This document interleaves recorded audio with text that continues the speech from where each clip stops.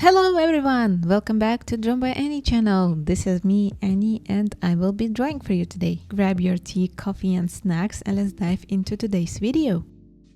So Christmas is gone and now New Year is just around the corner. I decided that I would draw my last drawing this year and I chose it to be a tiny chibi drawing of my original character Ginger, and I wanted to experiment a little bit. Although I have sketched it in my sketchbook, I will color it twice. One is going to be the original sketch and the other one is going to be a scan of the sketch, and I'm going to color it digitally.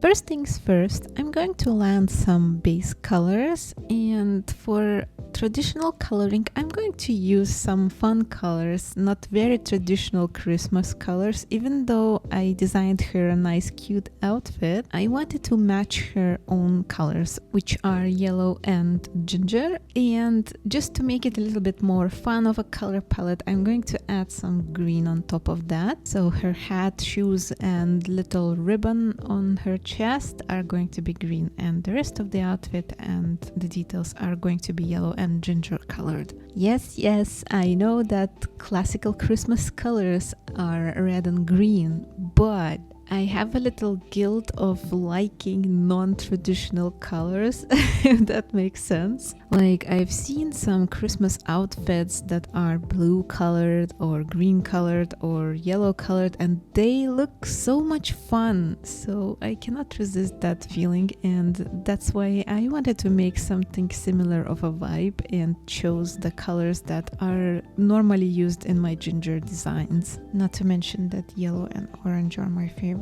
colors, so I'm going to find any excuse to use these colors anyway, so I love fluffy pompons and stars, so when I was choosing details for her outfit, I was very certain that I will use these two. And honestly, I was inspired off of Star Guardian skins from League of Legends. I really like the magical look of them, so I decided it would be a perfect vibe for a Christmas themed design. And the fact that this is actually penultimate page of my sketchbook is very satisfying, because I'm basically finishing this year by finishing a sketchbook.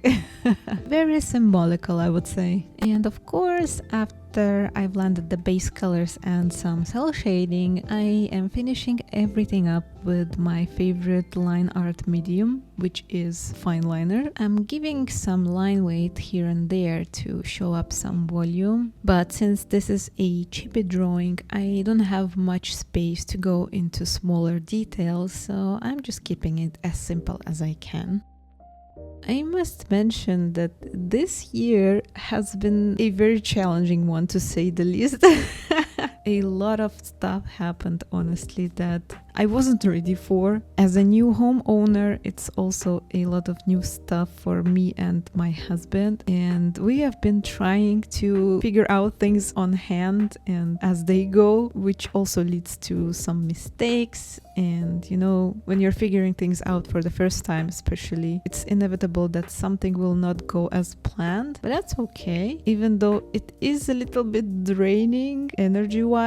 But I'm sure everything will end soon, and it will end very well, because me and my husband, we are working in a team, and also I have a lot of friends to support me and back me up, which I'm very grateful for. And this year has shown very clearly that I have a lot of friends to lean on. I also wanted to use this chance to thank everybody who has been commenting and liking and sharing my videos. This really helped me a lot, even though my channel is still new and we're still growing very slowly, but I really appreciate every support that you're giving to me, because it encourages me to keep going. I'm not gonna lie and say that this is very easy and so fun, you know. Sometimes it's very hard and it is very draining, because I'm an introverted person and it's really hard for me to go out of my comfort zone and speak to strangers, especially over the internet, and especially sharing something as vulnerable as my art. But honestly, so far, this year has taught me that there are way more good people out there than bad ones. And over the course of this year, I have really met a lot of nice people in every social media that we have been doing with me and my friend Yara. And it's been very fun to, answer your questions in the comments and interacting and chatting and supporting each other, especially. Like, I have seen so many cool artists this year. I cannot believe that I'm one amongst them and that I get to be friends with such amazing and talented people. And one of my New Year's resolutions would be to stay active with my channel and social media, and also try and join more communities out there and hopefully help someone and also grow my own art skills. I'm confident that walking along the art journey is way funner and easier with a lot of people that are also like-minded and that are also figuring things out just like me. And when I mean art, I'm not limiting only to visual art, There are a lot of musicians and photographers and videographers and, all sorts of creatives. I appreciate each and every one of you. And seeing so many people create something new and create something beautiful, it can never stop inspiring me, honestly. And my biggest wish to you all in 2026 is to stay inspired and keep your eyes wide open to see all the beauties in this world, and also to keep creating. And now the time has come to use the digital art magic. And for this, I'm using my Wacom Cintiq 16 graphic tablet and Clip Studio Paint. I think I already mentioned that I'm still very, very new to digital art, but I'm trying my best to try out new tools and practice the software and, discover all the good things that digital art can offer. One of you has given me a nice tip and to use some textured brushes, and for this one I decided to go with something that is, I think, already part of basic software. It's under the pen tool and it's named Real G Pen. So I think I'm going to complete all the coloring with this pen only, just to keep it more consistent, because I'm still new to experiment with all the textures, I don't want to make it too much overwhelmed. I kind of look for the clean and neat look, but still want to add some texture to it so it will not be too boring, But in digital art, I'm starting over with line art first, and then I'm going to color it after the line art is done. When I'm using traditional mediums such as markers or rarely paints, I'm usually going with coloring first and then line art, just to be on a safe side and not smudge it. But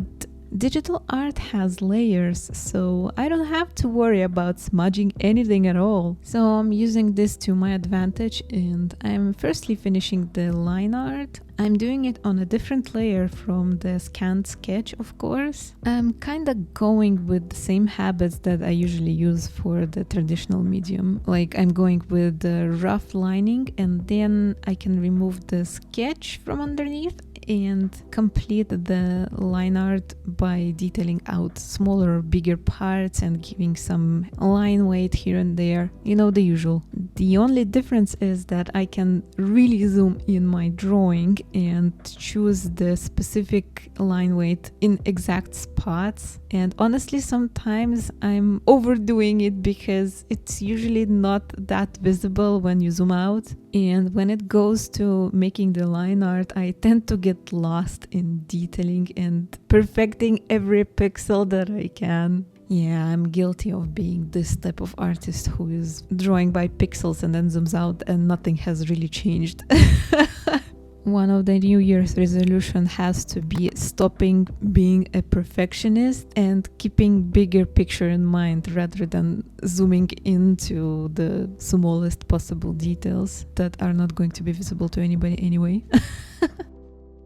Anyway, when I'm more or less happy with the line art quality, I'm making something that I believe is called a silhouette color on a different layer under the line art. Basically, I just one-click choose with Magic Wand tool everything that is around the ginger, and then I invert this selection and fill it with one base color. So I have a whole solid colored silhouette that I can place my colors on top of. So I'm choosing my color palette, I'm putting it on the same layer but outside the ginger character, and then I can color pick it very easily, just for me not to keep constantly switching back and forth, you know. But for this technique to work, you have to lock your pixels, so when you're coloring on your silhouette, whatever goes over those pixels that are locked are not going to be colored. Yeah, I hope that makes sense. I'm very bad at explaining things. So yeah, I kind of roughly put my starting colors, which is usually skin color, and then I'm going into more detailed coloring, and I'm more careful not to go over the lines where the colors belong, you know. So bit by bit, detail by detail, everything is going to be fully colored. For the digital version, I decided I would go with the classical red and green colors because I was kind of curious if it will look good in these colors, and if I didn't like it, I could easily recolor it, like with a few clicks, you know. That kind of luxury is usually not available for traditional Medium users. You either have to make 100 thumbnails to try out different color combinations, or you just go with any random color palette in your mind and hope for the best and that it will look nice and you will like it in the end.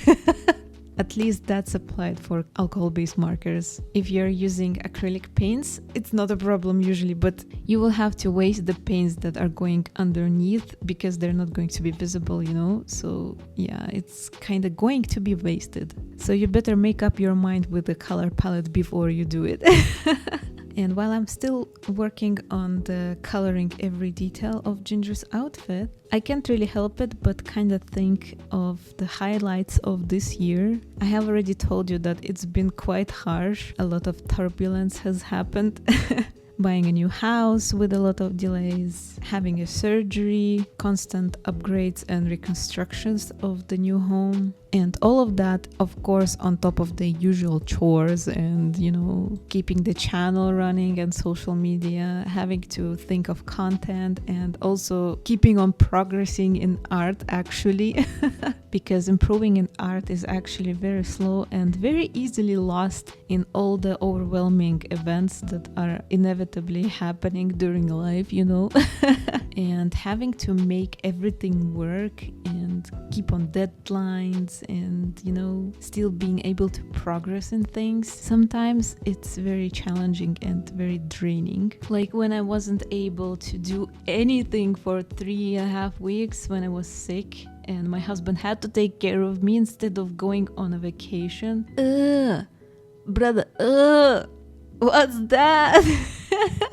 But honestly, given all the circumstances and challenges that this year has given to me and my family and friends, I'm kind of proud of myself because I did really good. For instance, our channel haven't missed a single posting day. The only difference was like 2 videos were missing my voiceover commentary because my throat was not operable, but otherwise everything was delivered exactly on time, which is quite impressive because I wasn't really that certain if we will be able to make it, honestly. So I'm really proud of myself and my friend Yara. She's doing such a great job editing videos and posting everything and, you know, managing all the hard stuff for me, because if it wasn't for her, I wouldn't be able to do it. So shout out to Yara because she's actually the one who is making this channel operable.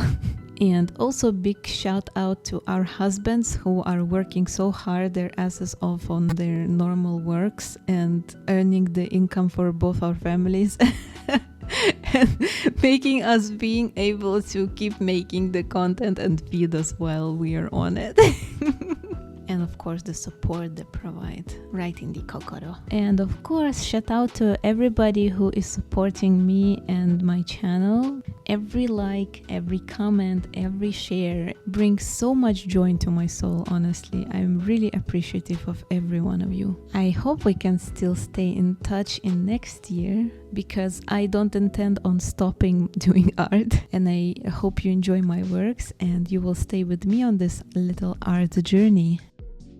Honestly, I was skeptical about the red-green color palette for Ginger, but it doesn't look too shabby if you ask me. What do you think? Do you like the yellow-orange color palette more, or the classical green and red? If I compare by the art making process, I can tell that digital coloring was a little bit easier because I wasn't so afraid of making mistakes, because I can control everything back. And also I can zoom in to make everything very detailed and very, very polished, which is not really possible with traditional medium. Some medium limitations just don't let me do as pristine detailing as digital art. And also when I'm working for the camera and recording, it's a little bit different for me, as I'm sitting differently and I have different light settings, and my posture also affects the quality of my drawing, honestly. When I'm drawing without any camera somewhere outside, for example, oftentimes I feel like my drawing looks better because I can sit like a shrimp and look very closely to the paper. But if I did that for the video, you wouldn't be able to see anything, so I have to keep my posture, and I feel like my drawing could be much better if I would be using the usual drawing habits, if that makes sense. But maybe I'm just overthinking, honestly. I don't know, and I'm okay with not knowing it. I will just keep on doing whatever needs to be done. And this year has taught me really a lot of new skills, like video filming and lights and everything, and also a little more digital art than previous year, which I'm very happy with, by the way. So I'm thinking that I'm going to post some of the digital art process next year. At least I'm planning to do this more often. And I was also thinking to make some comic related format, maybe a short video with my small comics, or making some funny interactions with my characters, or even making fun arts in a comic format. I don't know yet, but you are of course welcome down in the comments to offer your own ideas and requests, just like usual. Maybe if you want me to make some tutorial or maybe explain some specific topic, I will be very happy to do so for you. But anyway, I think for now it's going to be it. So what do you think about the two drawings? Which one do you like better, the digital or the traditional medium one? As for me, I honestly love both of them because the processes of creating is so much different and it's not really comparable for me. But please feel free to share your opinions. Thank you very much for watching. I appreciate every like, comment and share. Wishing you a wonderful, amazing, fun celebration with all your friends and family around you for this upcoming 2026 new year. Let all the dreams and resolutions come true, and I really hope that we stay in touch in the new year as well. Bye bye!